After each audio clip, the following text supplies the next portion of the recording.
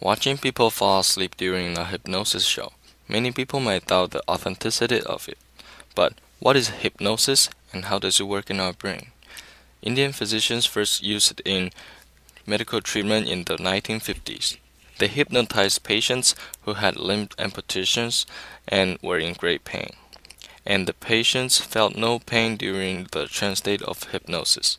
Recently, hypnosis has been used for treating anxiety, depression, trauma, irritable bowel syndrome, and eating disorder.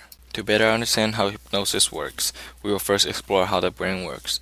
When we see a beautiful flower, the information is detected by the sensory cells in the eyes and forms a pattern of image. Then this image is carried to the primary visual cortex in the brain where the rough shape and outline are created. The pattern is then carried to a higher functioning region where a color is recognized and the flower's identity is acknowledged by the person.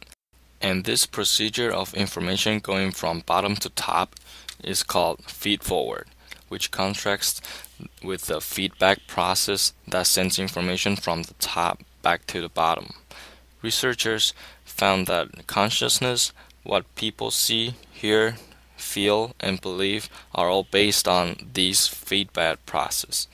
However, since the reality we believe in is based on the information that is sent back from the higher region of the brain, what we see might not always be what it truly is.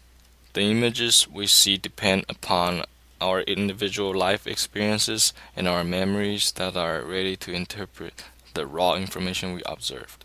This top-to-down processing also explains the effect of placebos, talk therapy, and meditations. There are 10 times as many nerve fibers carrying information from higher to lower than carrying up. This feature makes the significance that if the top is convinced, the bottom will be overruled.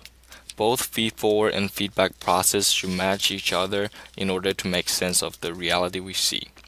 But what hypnosis does to the brain is to mismatch the two processes and create an alternative reality. When the higher region of the brain of the hypnotized person is convinced by the hypnotist, he will see a green flower while there is only a blue one present. I was hypnotized in a hypnosis show in my high school. The hypnotist made us look at a flickering candlelight while music gently played with some strong bass notes in between.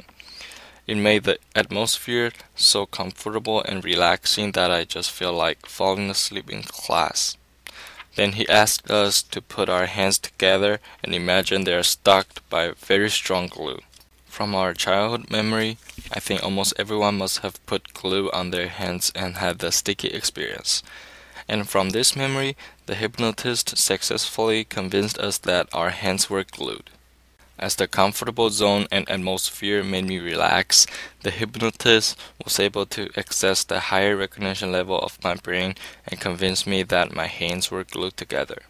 And in my memory, the sticky feeling of the glue was activated, and therefore, I felt the alternative truth that the hypnotist made up for us.